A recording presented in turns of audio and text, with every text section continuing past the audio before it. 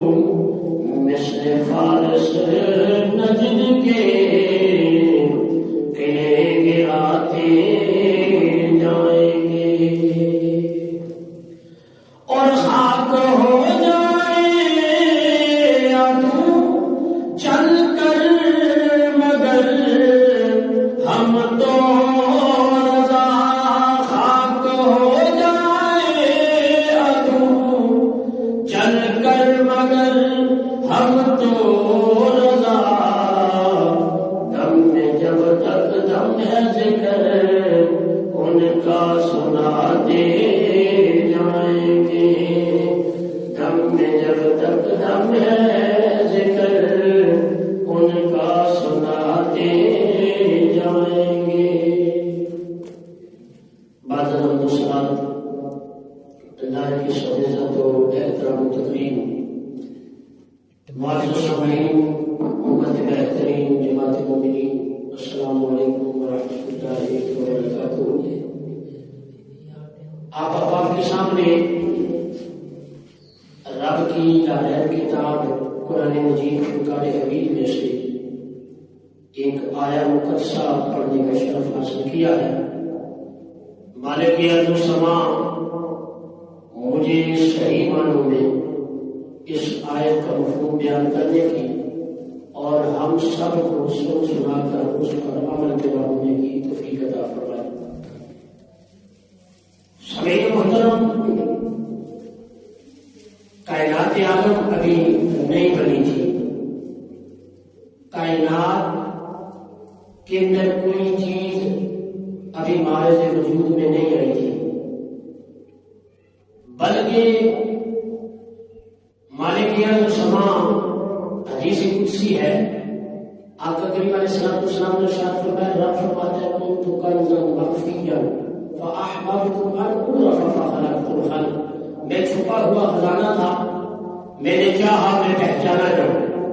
مالک کائنات سے تم نے کیا کیا؟ رب فرماتا ہے فخلقت الخلق، میں نے مخلوق کو پیدا کر دیا. اس مخلوق سے مراد کون ہے؟ شیخ عبدالحق محدث دہلوی رحمۃ اللہ علیہ اپنی کتاب میں اس حدیث کو نقل فرماتے ہیں کہ آقا کریم علیہ السلام نے فرمایا اول ما خلق اللہ نوری، اللہ کریم نے سب سے پہلے میرے نور کو پیدا فرمایا. گویا ساری کائنات ابھی کوئی چیز بھی نہیں بنی تھی تو اللہ تعالیٰ نے اپنے پیارے حبیب علیہ السلام کو پیدا فرمایا. ایک رب کی ذات ہے، ایک آمنہ کے لال کا نور ہے، اور اس نور سے پھر ساری کائنات کو بنایا گیا. اب یہ نور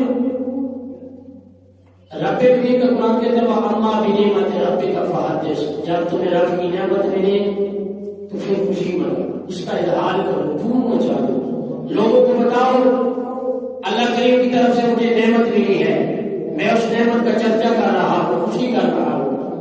اگر دیکھ لیں میرے اور آپ کے گھر میں اولاد نرینہ پیدا ہو گیا، بچہ پیدا ہو گیا، ہم مٹھائی لا کر گھر میں رکھتے ہیں کہ محلے والے آئیں گے مبارکبادی دیں گے.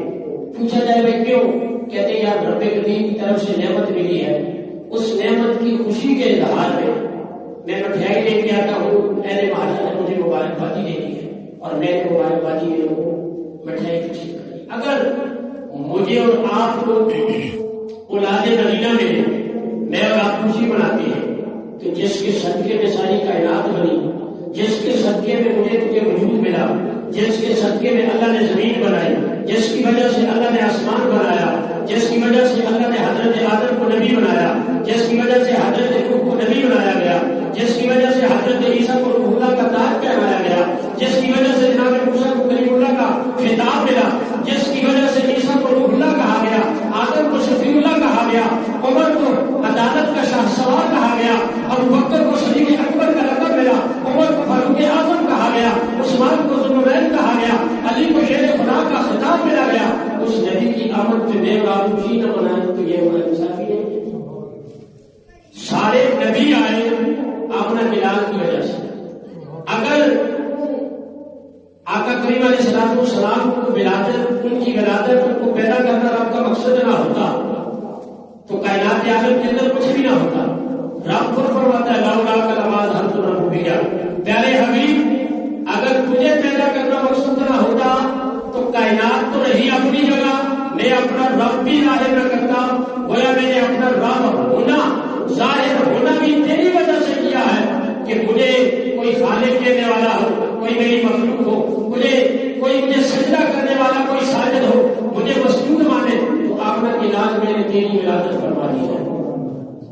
اس ولادت پہ خوشی مناؤ.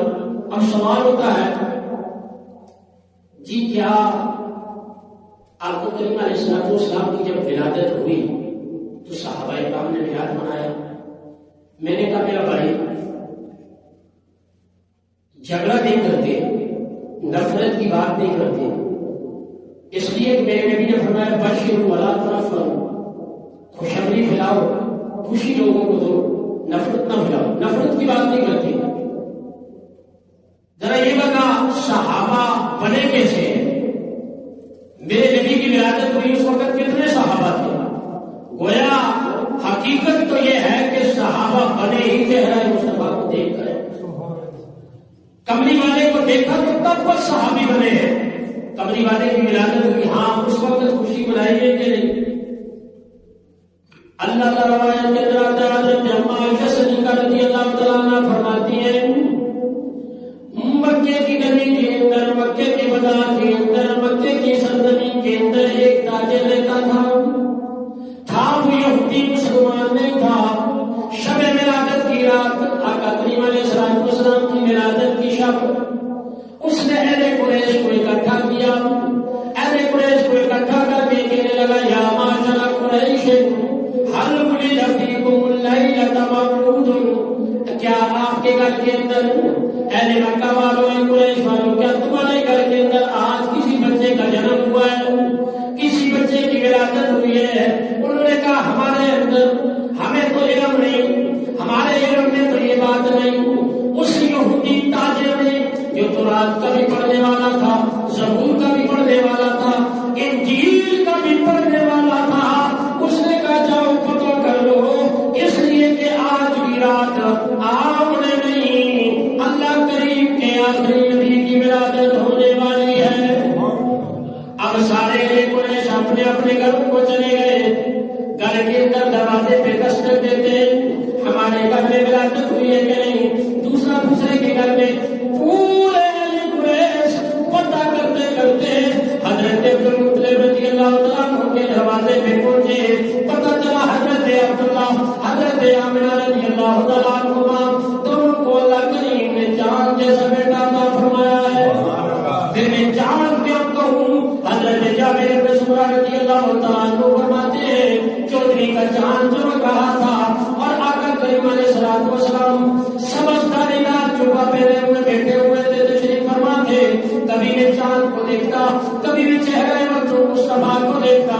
دل کے اندر خیال آیا اے جابر آج اپنا عقیدہ بیان کر لے، اپنا نظریہ بیان کر لے، اپنی سوچ بیان کر لے، اپنی فکر دنیا والوں کو بتا دے. حضرت جابر بن سمرہ رضی اللہ تعالیٰ عنہ کہتے ہیں میں چاند کو دیکھتا، چہرہ مصطفیٰ کو دیکھتا، دل کے اندر خیال آیا چاند زیادہ حسین ہے یہ آمنہ کا لال زیادہ حسین ہے. میرے دل کے اندر خیال آیا ٹکٹکی مان کے آمنہ ملاد کو بھی دیکھا، چاند کو بھی دیکھا. آخر میں اپنا عقیدہ بنا لیا وَإِذَا هُوَ أَحْسَنُ عِندِي مِنَ الْقَمَرِ. جابر کے نزدیک اللہ کے حبیب حضرت آمنہ کے لال چاند سے زیادہ حسین ہے. شاید کہتا ہے کہ چاند سے تشبیہ دینا یہ کہاں انصاف ہے، چاند سے تشبیہ دینا یہ کہاں انصاف ہے. چاند کے چہرے پہ چھایا اور مدنی کا چہرہ صاف ہے. حضرت عائشہ صدیقہ رضی اللہ تعالیٰ عنہ فرماتی ہیں اس یہودی نے کہا مجھے عبداللہ کے گھر لے کے جاؤ، حضرت عبدالمطلب کے گھر لے کر جاؤ. ان کو لایا گیا. حضرت آمنہ رضی اللہ تعالیٰ عنہ سے عرض کرنے لگا اپنے چاند کا دیدار تو کرو. آقا کریم علیہ السلام کا دیدار کروایا گیا اور انہوں نے جو علامت، جو نشانیاں اس یہودی نے پڑھی ہوئی تھی، آقا کریم علیہ السلام دونوں کندھوں کے درمیان مہر نبوت کے غبار دیکھے تو ہوش اٹھ کے پڑا. جب ہوش آیا تو لوگوں نے کہا کیا ہوا ہے، کیوں بے ہوش کیوں ہو گیا تھا؟ فرمایا صحابہ چلی گئی، واللہ نبوت من بنی اسرائیل سے نبوت چلی گئی. فروختم بھی یا معاشر قریش، اہل قریش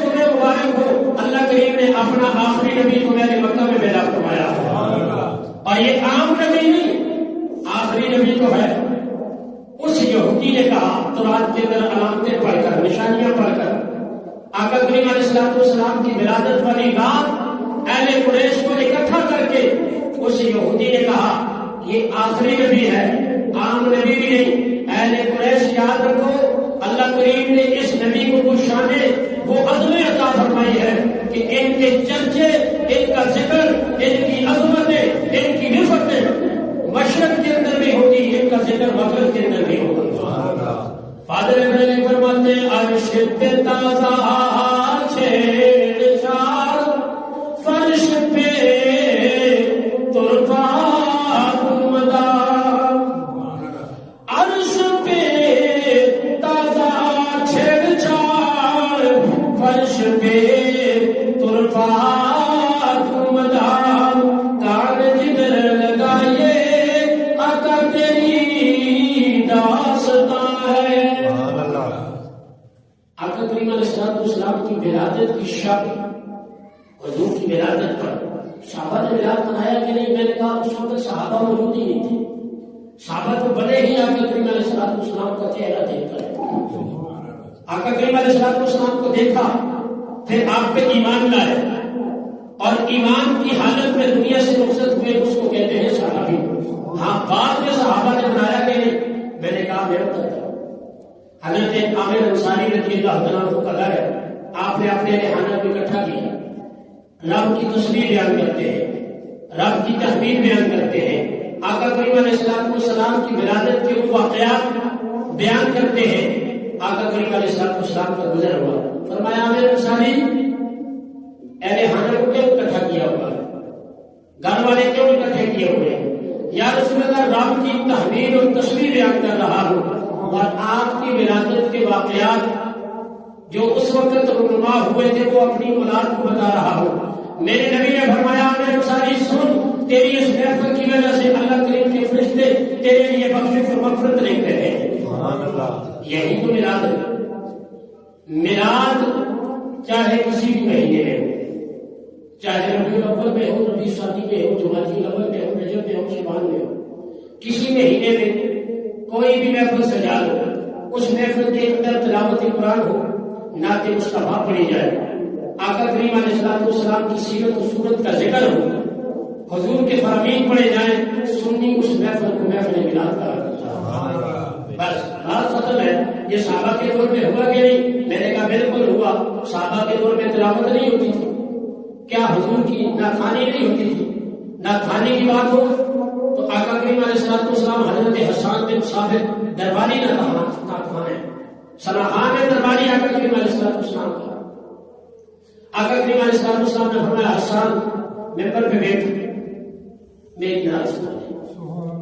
سامنے ابوبکر بھی موجود ہے، اعتراض نہیں ہو رہا، عمر فاروق بھی موجود ہے، عثمان و علی رضی اللہ تعالیٰ عنہ، سارے صحابہ موجود ہیں۔ حسان بن ثابت انہی کا اشارہ کہتے ہیں واسر مل کر لب ترکت ہوئی، یا رسول اللہ میری آنکھ نے تجھ جیسا حسین دیکھا ہی نہیں، واجمل مل کا لم تلد النساء، تجھ جیسا حسین کسی ماں نے جنا ہی نہیں ہے۔ خلقت مبرأ من کل عیب، تجھے اللہ پاک نے ہر عیب سے مبرہ اور پاک پیدا فرمایا ہے۔ کأنک قد خلقت کما تشاء، یا رسول اللہ آپ کو ایسے پیدا فرمایا جیسے آپ کی اپنی مرضی تھی۔ سبحان اللہ۔ جیسے یہاں کے ایک بات کہتا ہوں، مرضی اس کی ہوتی ہے جو پہلے موجود ہو، جو پہلے موجود نہ ہو اس کی مرضی نہیں ہوتی۔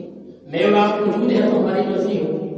حسان بن ثابت کہتے ہیں کہ کأنک قد خلقت، گویا آپ پیدا کیے گئے، کما تشاء جیسے آپ کی اپنی مرضی تھی۔ حسان بن ثابت جو پیدا کیا جائے اس کی مرضی نہیں ہوتی، پیدا ہونے والے کی مرضی، جو پیدا ہو چکا اس کی مرضی ہوتی ہے۔ اور تو کہتا ہے کہ اللہ کا قد خلقت، تجھے پیدا بھی کیا گیا لیکن کما تشاء جیسے تیری اپنی مرضی تھی۔ اس مسئلے کو اہل عشق نے حل فرمایا، فرمایا کہ میرے نبی نے فرمایا تھا اول ما خلق اللہ نوری، اللہ نے سب سے پہلے میرے نور کو پیدا فرمایا۔ اور یہی بات ایک مرتبہ جبرائیل امین سے میرے نبی نے پوچھا تھا، جبرائیل تیری عمر کتنی ہے؟ جبرائیل امین کہنے لگے یا رسول اللہ چوتھے حجاب پر ایک ستارہ نکلتا ہے، 70,000 سال کے بعد نکلتا ہے، اس ستارے کو میں نے 72,000 دفعہ دیکھا۔ لیکن مجھے اپنی عمر کا پتہ نہیں. 70,000 سال کے بعد نکلتا ہے. 72,000 مرتبہ میں نے دیکھا ہے. آقا کریم علیہ الصلوۃ والسلام نے فرمایا جبرائیل پھر سن، واللہ اللہ کی قسم انا ذالک الکوكب، وہ ستارہ کوئی اور نہیں، میں ہی ہوں، وہ نور میں ہی ہوں. تو فرمایا اہل عشق کہتے ہیں کملی والے کے نور سے پوچھا جاتا رہا، بجلی کو بنایا جاتا رہا. ہے عمر لاکھوں برس کی تیری ہے، عمر لاکھوں برس کی تیری، مگر ہے تازہ شباب تیرا، نہ بن سکی ہے نہ بن سکے گا، نہ بن سکی ہے نہ بن سکے گا، مثال تیری جواب تیرا. یہ ہے ولادت مصطفیٰ. نبی کی ولادت کا ذکر چاہے جس محفل میں، جس مہینے، جس ماہ، جس سال، جس گھڑی میں بھی ہو. حضرت آمنہ رضی اللہ تعالیٰ عنہ فرماتی ہے جب میرا لخت جگر دنیا میں آیا، ہر ماں کی خواہش ہوتی ہے کہ میں دیکھوں شکل صورت کیسی ہے، نقش و نگار کیسی ہے، کس پہ گیا. کہتی ہے میرے دل کے اندر بھی خیال آیا دیکھوں تو صحیح میرا لال کس پہ گیا. کہتی ہے جب میں اپنے لخت جگر کو دیکھنے لگی تو میں دیکھتی کیا ہوں، میرا لفظ نگر میرا سہارے بیٹھا ہوا ہے. میں نے عالم تصورات میں عرض کی مالک کائنات، عرب کے اندر بڑے بڑے بچے پیدا ہوئے، 6 ماہ 7 سال تک بنا سہارے نہ بیٹھ سکے. یہ چند گھڑیاں ہوئی ہیں بنا سہارے بیٹھا ہوا ہے. حضرت نبی سے آواز آئی آمنہ یہ وہ نہیں جسے سہارا چاہیے ہو، یہ تو خود خدا کی ساری خدائی کا سہارا بن گیا. پھر کہتی ہے میرے دل کے اندر پھر خیال آیا میں دیکھوں تو صحیح شکل و صورت کیسی ہے، کس پہ گیا ہے.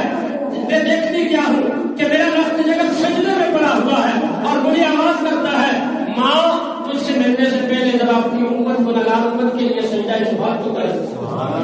وہ نبی جو پیدا ہوا مجھے اور آپ کو نہیں بھولا، وہ نبی جو عرش غلام پہ تشریف لے گیا مجھے اور آپ کو نہیں بھولا. آج ناظم MPA MLA بن جائے نا بندہ تو وہ اپنے موٹر سکوٹر کو بھی بھول جاتا ہے.